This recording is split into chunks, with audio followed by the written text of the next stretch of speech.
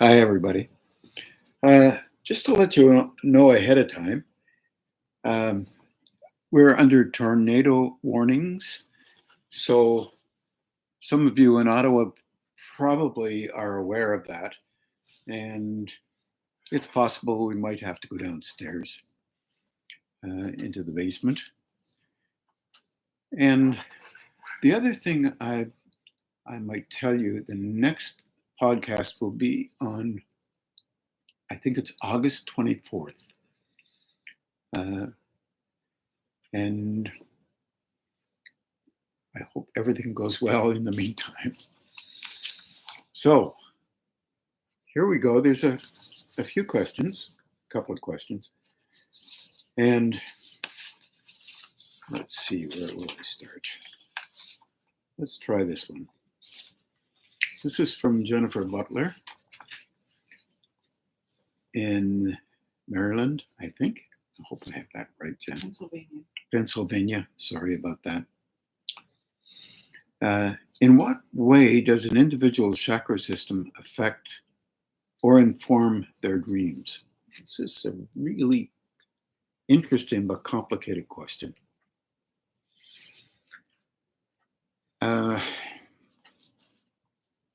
Dreaming is. Can you say it again?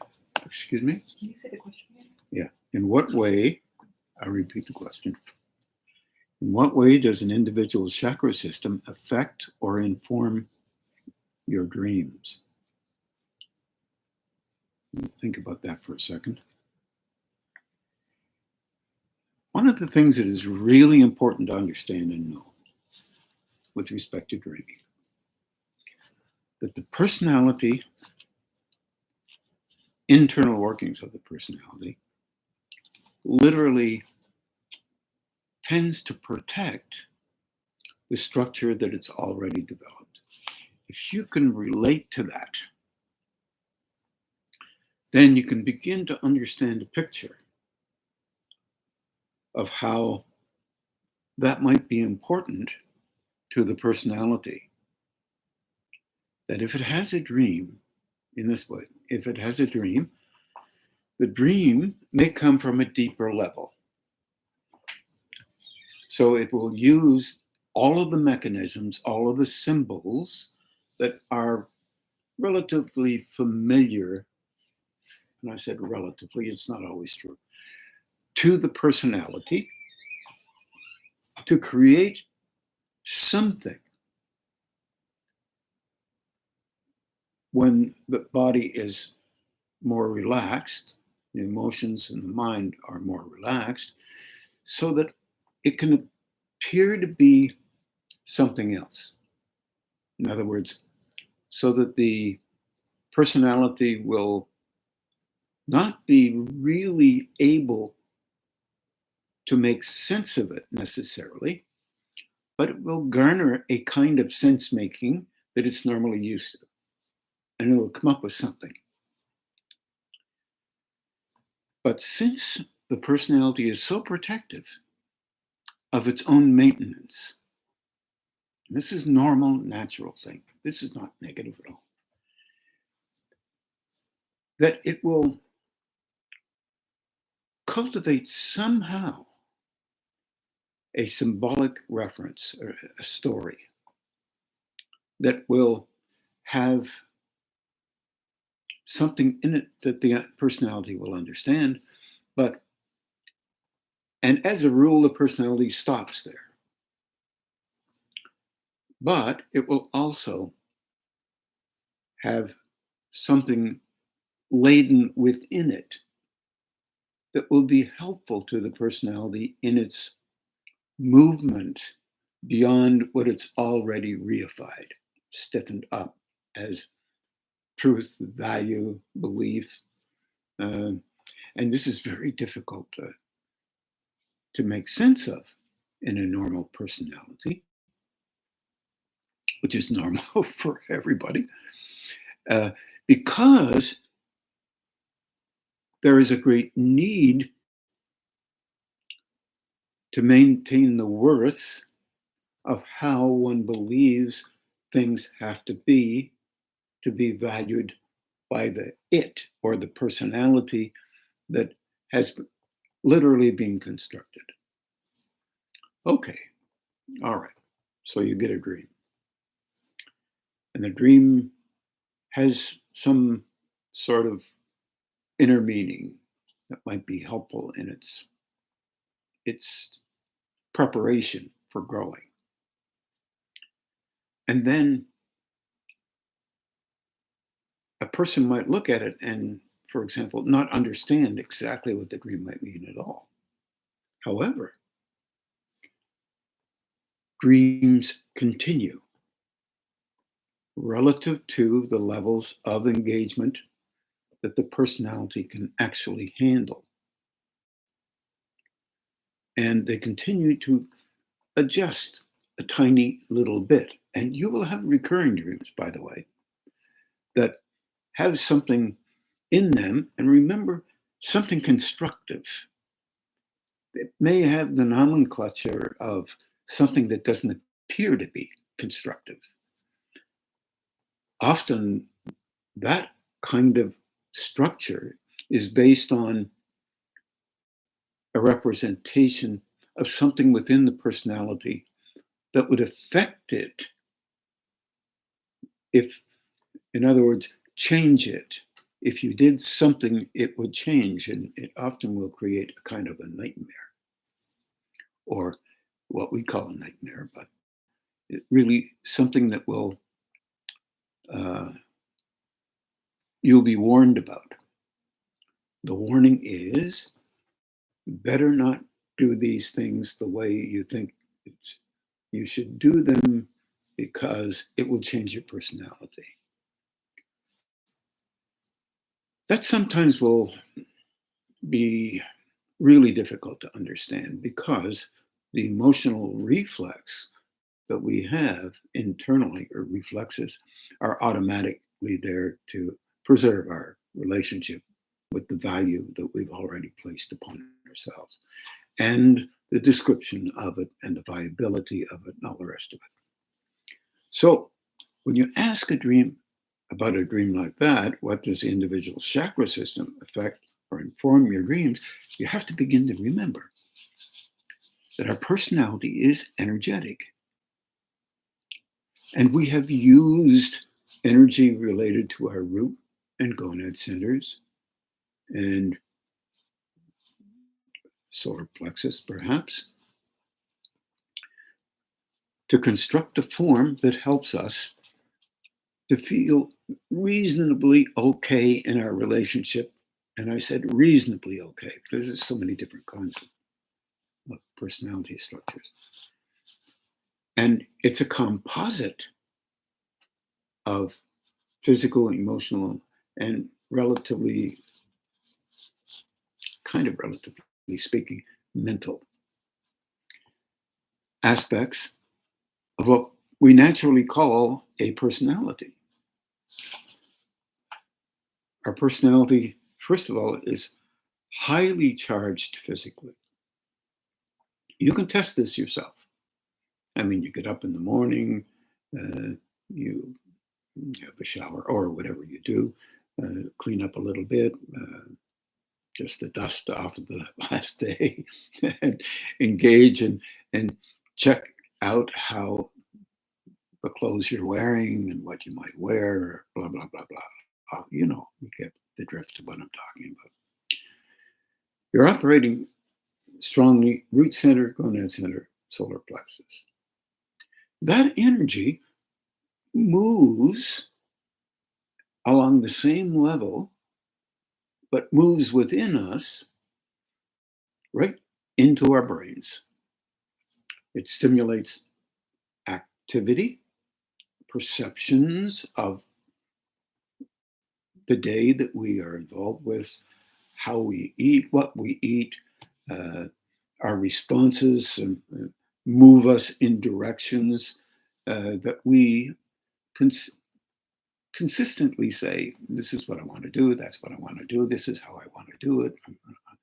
But you don't understand that you're using energy to engage that way, kind of like a bit of an accordion. You're moving the instrument, and intensity builds, and you tune it with the activities of what you think you need to tune it for to comply with, let's say,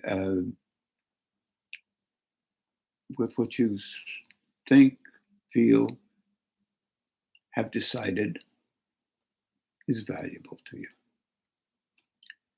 That's natural, it's normal for everybody. In the background is always playing the tones and reflexes of your practices related to what you normally do. This is fundamental in the use of energy, even though we can't perceive it very well, and we're learning how to perceive it. Yet when you drop back into the concept and the idea of activating a response based on your personality, you trust that your responses are exactly right for everything you do because you've been doing it for a long time and you're naturally practicing those kinds of things. And then you make an assessment. These are the only things that are usually right. And you have all kinds of people around you who do things slightly different than you. And you have assessments about that, of course. And some are okay, you can handle that. Others you handle less.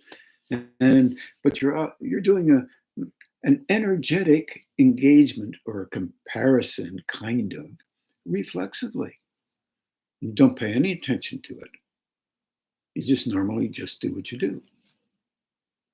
This is the personality that those dreams may be trying to interject something within that might be helpful. Sometimes nightmares are just saying your self-protection is a little strong and you don't see it. But meaning you need to have that self-protection in a kind of a way to reassure yourself that you're okay as a person. These are interesting because if you can begin to understand that that's true, then you understand that everyone is under kind of a helping hand that might come through in dreams, might come through in your daily interaction with people. You might suddenly just say something like, "Oh, that's weird. It's like I've been here before and did that before." And you don't quite do things exactly the same way. Kind of a deja vu thing. These are parts and parcel to a natural inclination that each and every one of us has to begin to grow inside. And I, for one, think that we are constantly always involved with a kind of growing, and then we relatively engage with a kind of unknown systematic way of doing that, because that systematic way is the flower of our personality. The views that we engage with and feel are more comforting to us, and we take that on great authority. In other words, the personality is the authority, and you use that to make you the authority. And that's how we do things. In other words, you make up your mind to do what you do, as others do the same. It's the nature of these planes. So the dream, in fact, uses energies related to the levels within those chakras that are most common to it in its normal life function. And it does that because it wants to transpose or give an idea by the use of the energy that is normalized in your world, our world, all of us, and show symbolic reference so that you can begin to learn a little bit about where something could be helpful to you. With some beliefs, dreams become pivotal. With others, they're looked upon as nonsensical. They're devalued because they seem to be nonsensical, because they can only be read and understood relative to the levels that people happen to be in. And no one wants to say that our levels are fairly low so that our understanding relates directly to the way we see personalities.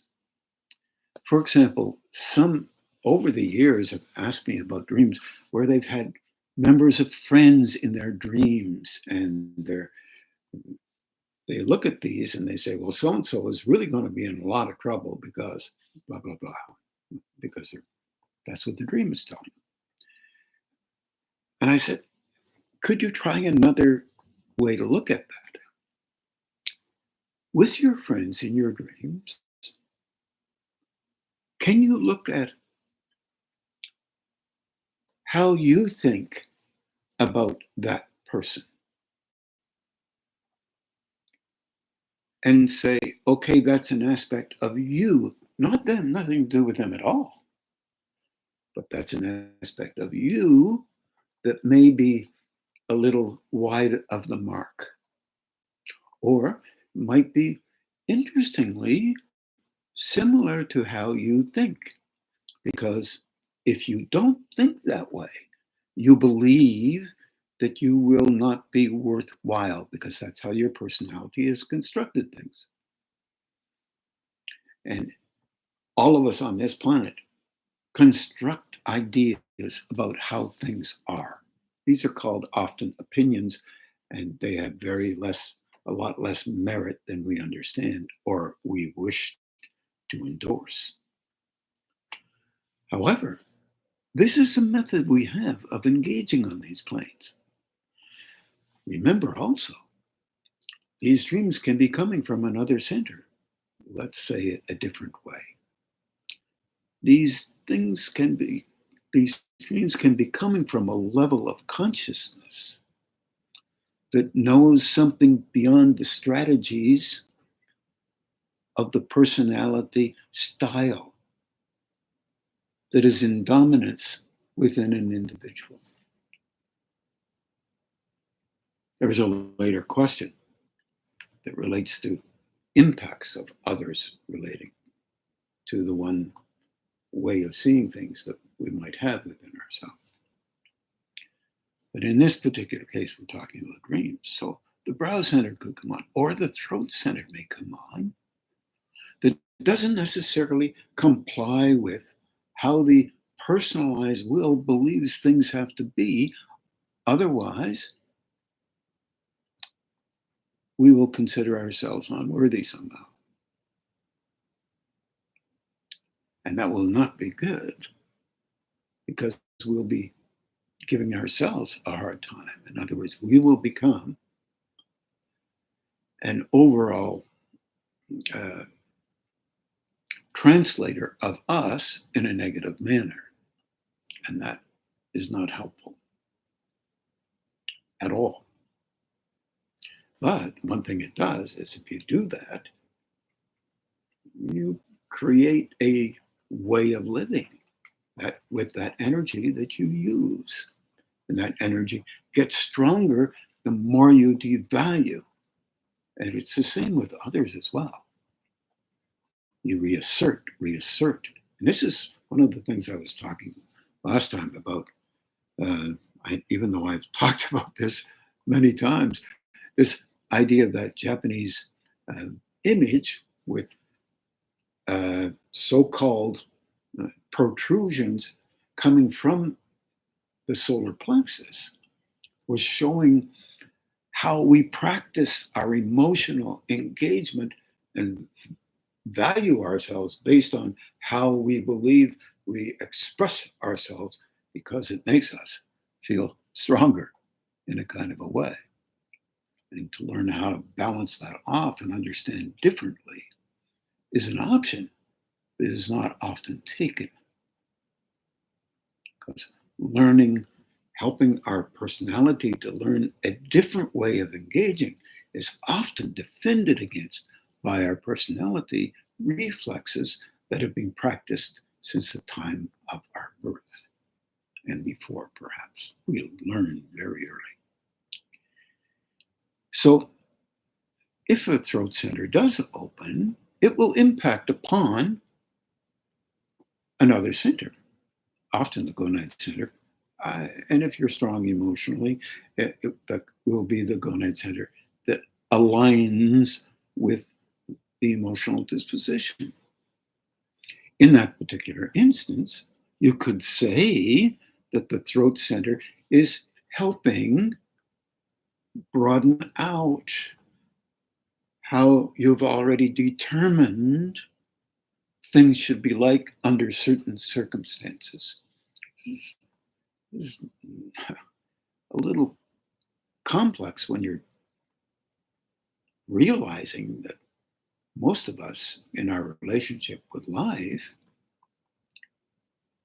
have cultivated a way of being that asserts itself unknowingly to us, but it does assert itself in a kind of a way based on our learning all the way through our lives. Not the learning that comes from here only, but the learning that comes from our emotional internal reactions that we may have copied from parental backgrounds, unknown to us, but assessed by us. Doesn't make us wrong, bad, any of these judgmental things. It means this is how things work on these planes. And if we can understand that, then a doorway can be open internally to at least try to work it a little bit differently and grow a little bit piece by piece by piece. And of course, Eastern and Western orientations have used kind of meditative states or prayer or mantras, repetitive mantras very effectively in this, because it puts you into a kind of a neutral or balanced zone and helps you to allow yourself to be okay if you're not only reacting, but also the personality then holds back, it thinks, from reacting in a certain way, and then finds that it overreacts in other ways, but it may not know it overreacts. It may not know it because it's not trained to see it. So there is a lot of emphasis on an individual's willingness to engage with a higher state, let's say, or a state that is quite different than the one that's already set up as the only way we should be. And this is quite a vulnerability for us, because once we are in that stage, and all of us have been, it's very difficult to get out of it. As a matter of fact, you keep reassuring yourself that that's the only way you should be, and you end up isolating and looking for others who totally agree with that that's the only way to be. This has happened forever, and it will continue to happen for a long time, because it's a normal, natural thing to happen. Oh, what? A normal, natural thing on these levels to happen in developing a personality with the energy that operates through our let's say chakras or sephiroth. Same thing is true relative to the heart center at these levels. You fall in love, strange thing to say, with how you function. And you may not know you're sensitized to loving. And you're highly sensitive to bruises and things that make you feel kind of better or even superior. This is the nature of the need to feel comforted by ourselves.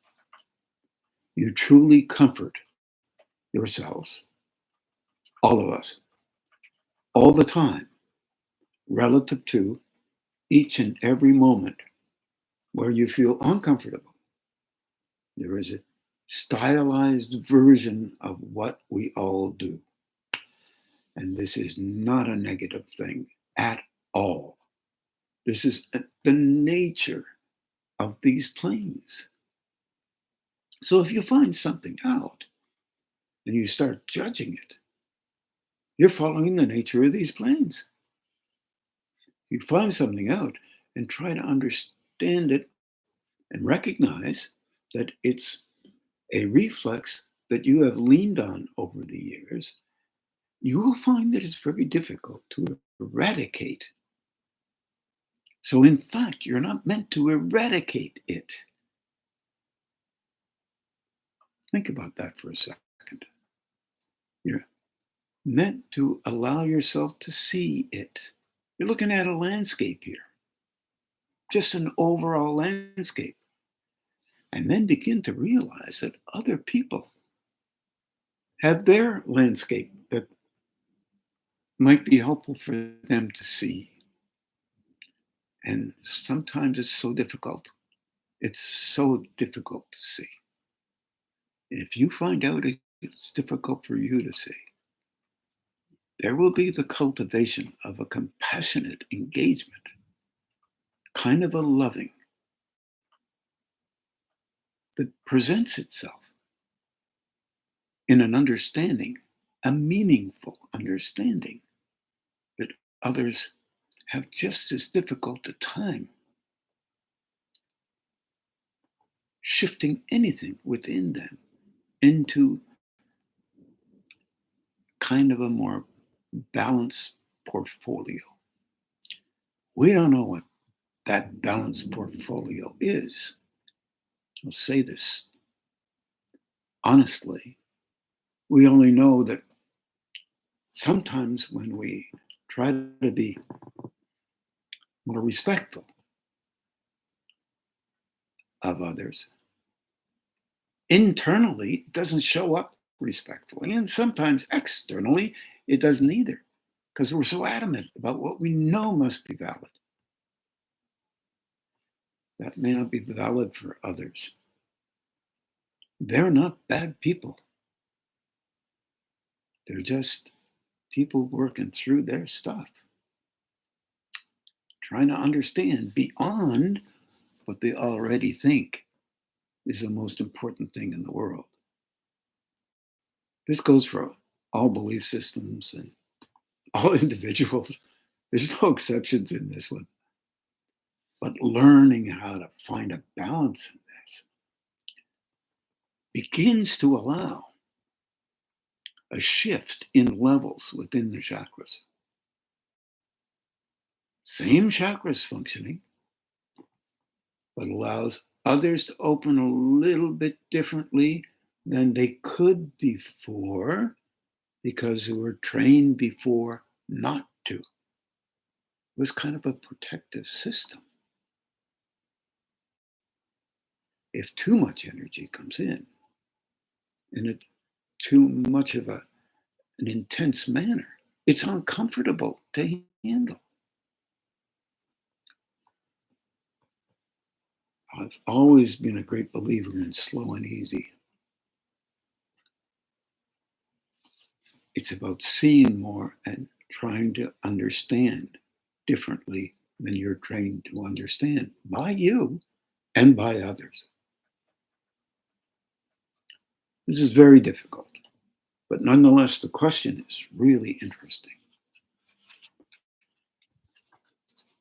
I find that fascinating because those dreams are linked to different levels other than the one that you've constructed. Eventually, what begins to happen is you begin to see that there's more than one level. Because sometimes you'll understand the dream as something that's trying to help you, and it may not look that way to an aspect of your personality. I hope that helps a little bit, Jennifer. We're just looking at, we have some heavy thunderstorms coming out. Roneen seems to think that it's okay, so we'll continue on. I'm not looking at it, so here's another question, and Jennifer has another one too. But what I'm going to do is switch individuals, switch questions. Vandana or Aaron Ryder has this question. I'm starting to learn the energy exercises. She's in India, by the way. And I'm wondering, is there an inconspicuous way to do them in a crowd? And there is. For example, does envisioning how the hands move work just as well, or work just as well as actually moving the hands? I'm thinking of opening and closing the meditation. Okay. But the question probably applies to all exercises where there are obvious movements. Then what I would say is whatever practices you've ever been involved with, including your personality practices, there are energetic markers. It's like a shadow, or if you look at it from a different point of view, a certain color, boom, might come in. Some people talk that way, and it expresses a certain, if a person is only an emotional being, it might be helpful. Different colors show up if you're angry, or if you're happy, and there is a list of those things. Unfortunately, they're not always appropriate, but nonetheless, sometimes they are. However, there is another view, and there are certain frequencies which seem to be dominant on these lower levels. They're subtle, but they can be used within themselves in a most holy and loving manner. We'll use the color red, for example, because everybody likes to call it red, must be a bad color. But if it's really intensely angry, it's a different frequency than a frequency, the same color to our view, would be if it's subtle and lovely and beautiful essence of love, because love has all frequencies in it, one could say. So, all right, I touch on that, but here, because you do this all the time, but may not know this is what happens, as I was just talking about. If you, for example, move your hands like this when you're in a crowd, and you open them, which you know how to do, and they start glowing, then they will leave a kind of a mark, an indicator that there is a kind of energy there in front of your chest. You do it physically? If you do it physically, now what happens if you do it mentally? There will be a mark, but you're not as much a mental being, or as you are a physical, emotional being. Now, I'm not talking about vanity here. I'm talking about all of us. There are different levels of mental capacity. Think about that one for a second. You all know that if you are upset about something, you can have an idea about why you're upset and why that individual is upsetting you, and on and on, the story that you tell, whatever the story that would be. That is a very physically protective mental aspect that is emotional. So there's a link there, no matter how that looks. But it is not necessarily as real as you believe. So you have a belief that that's real. That's emphasizing how those two fit together. Doesn't necessarily mean it's real, but that's real for you in those moments. There are many different levels of the physical plane as well. Otherwise, able beings would not be here. They couldn't handle it. Meaning, what does that mean? Because they're engaged with different levels, higher states, it's easier for them to handle those states. Coming into this state enables them to join a link, bring a link in between this state and this state, two states. Well, there's more states than two states. It's just a way of talking. So, all right. The question then begins to be, can we cultivate a reference point after the meditation? And that's what you're talking about. Doing this physically will be helpful, but try this. Put your hands wherever and whoever tells you to put them, you put them there. Whatever that might mean. It's different in different belief systems. Just go ahead. Then, in your mind, cultivate an image related to where you have learned to put your hands in front of the chest, out about a foot to a foot and a half. Wait to perceive your hands wherever they are.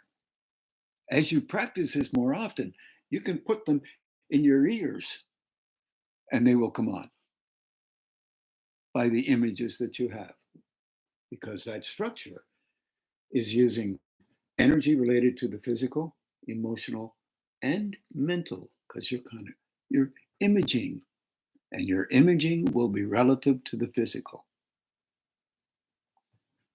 You draw an image of something in your mind, you're taking something in the physical form and putting it into that creativity aspect, that method of creating an image, but it's still, you're using that physical intensity. Well, here's another way to do it. You know what your hands look like. You've seen them so often. Use that. Instead of creating the hands, remind yourself of the hands in front of your chest. The reminder is different than cultivating use of emotional, physical energy to create. It's sometimes something that people have not understood very well. And I'm a great believer of imaging, but not a great believer of cultivating an image. However, I could be wrong. It's just how I'm thinking. So if you're doing it some other way and it works for you and you feel comforted by yourself, continue to do that every now and then. Try it a different way. it's a value. It's just experimentation. It's cultivation. It's the attempt. So anyway, so your hands are under your navel or wherever they may be in relationship to whatever meditation state you may be involved with. All are fine. Then stick those hands out in your mind and just remember what they look like. Best you can. You may not even see an image, but remember your hands out there. Then remember moving through out the back, out about the same distance, still the hands. Just takes a second. Draw your attention up, slow. Be aware behind your neck, be aware behind your head, then be aware above your head. And slowly, if you wish, try this one. It's an old Buddhist trick. Be aware of this line across your forehead, hairline. Or if you feel more comfortable doing it different, drop your attention to this area right there. It's about right between the eyebrows. It's about roughly an inch. You can see that. That spot is an aspect of an initiation process. Maybe early stuff for you or others, doesn't matter. It will help you to bring attention to a place that might be helpful to you. Then reach out off your brow, out about a foot or so. If that's uncomfortable, start slow. When you're not meditating with a group, open your hands, put your hands up there. See if you can notice the brow center affected by the hands. Stretch it out to 6 inches or 4 or whatever. Stretch it out again. So help me. People will want to stretch it out farther because they're much better if they can stretch it out 10 feet. It's the nature of us. It's what we do. It's the kind of thing we do. So I'm trying to cover a couple of things here. So then when you're doing that, notice that your hands, wherever they are, even if they're just lying on beside a chair or pointed upward, or depending on or bringing your fingers together, every now and then loosen them off the fingers and let the energy cross over. It'll open the hands a little bit better, but it's really just fine. Very physically oriented sometimes. It's okay. It's allowed. And see if there is an increase in your hands, even though you're not focused on them. Bring your attention down, of course, right through there. And you can be aware of the fact this is where you have been focusing. Your hands will be somewhere else. See if the hands come on. Notice behind your back to see if the back is on. Notice above your head, in front of your brow. Notice anywhere else. Extend your awareness off the body. Let yourself do what you're supposed to do relative to where you are. And while you're there, ask for help for everybody. And do your best not to impose your will on that, but to loosen up, soften down, and let that higher state move through, and then try to perceive it the best you can. Go gentle, best you can, because it's an inquiry. You're inquiring, you're discovering, exploring. And you'll be surprised. Yes, you can do the same thing with any of the exercises, and it's a very good question. And it's probably a very important question, because when you're around people, for example, if you were a person who went to church, for example, do it. go and be there and engage. You don't have to show anybody anything. That really is an exploration into how valuable you are. Is it okay to do that? That's what we do. So one day, someday, act as if you're not doing anything. Don't let anybody know. It will increase the flow. That sounds strange, but it will increase the flow. But you will know that something is occurring that you're not in control of, that might be helpful to others. And that is a great gift of loving, beyond anything you can imagine. This is not the first time that people have talked about, well, relatively speaking, I use my language, but others have talked about being helpful. And there are other ways of doing it. You can cultivate the capacity to force your will forward and around you to be helpful to other people in the way that you think they need help. I don't really ascribe to that one, mainly because I honestly know that we don't know everything. And we don't know what to do to help others most of the time. But we do think we do. And that is understandable.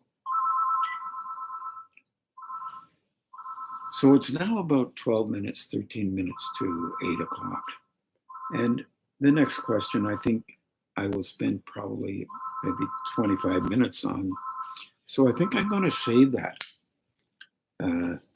Jennifer. And I think what we're going to do now is we're going to meditate. And if we run into trouble here, you just go ahead and finish your meditations. You know what to do. And enjoy it. Enjoy the meditation. And try to reach inside and let go the best you possibly can. Take care of yourself.